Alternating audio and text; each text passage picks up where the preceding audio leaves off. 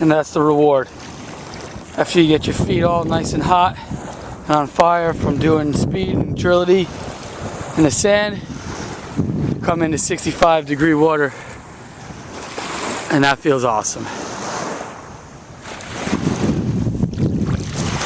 Oh yeah, that's the best.